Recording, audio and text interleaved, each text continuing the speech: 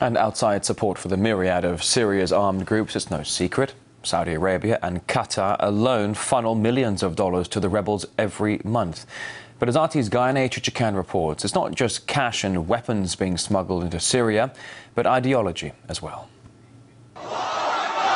This is said to be an auction taking place at a hotel in Saudi Arabia. What's on sale is a human life. The video shows a father offering his son as a suicide bomber into Syria and raising money as compensation. I give the product of my loin as sacred sacrifice. His brother is already a martyr. We're going to send him to them in Baba Ammar. Let's start the bidding at 200,000 riyals. The chilling footage was leaked on the web. We cannot independently confirm its original source or authenticity. They are sacrificing their lives. We need you to sacrifice your money. Don't be stingy.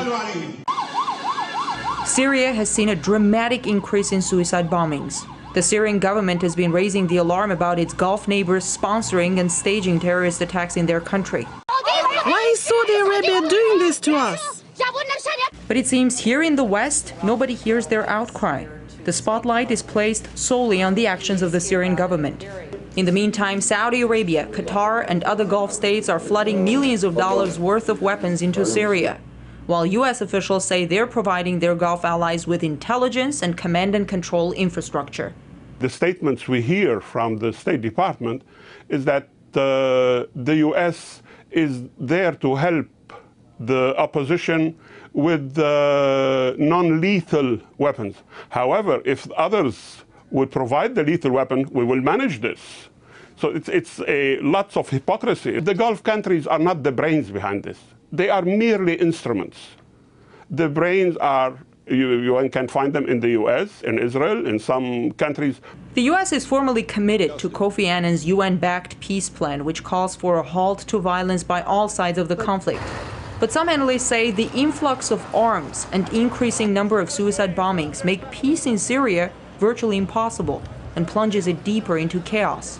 The Syrian regime plays an active role in supporting the Palestinian resistance, the Lebanese resistance, in claiming Arab rights in Palestine and things like this. And this doesn't sit well with Israel. So if we cannot change the role of Syria, we will destroy Syria so that it doesn't have any role.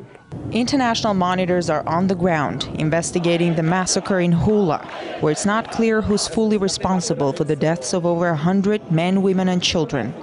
Also, on a regular basis, they observe destruction from suicide bombings, which bear all the signs of terrorist attacks. We need everyone inside Syria, everyone outside Syria, to understand that this is going only to create more suffering for women, children, the Syrian people. Outside Syria, back in Saudi Arabia, a young man named Khalid was allegedly sold for the equivalent of $400,000.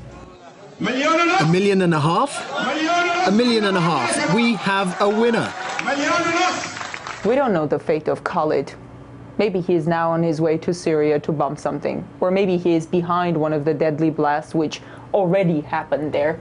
With the U.S. supporting the proactive approach of its Gulf allies with regards to Syria, the question one might ask is, could it be tacitly supporting extremism like this as well? I'm Gayane Chichikan reporting from Washington, RT.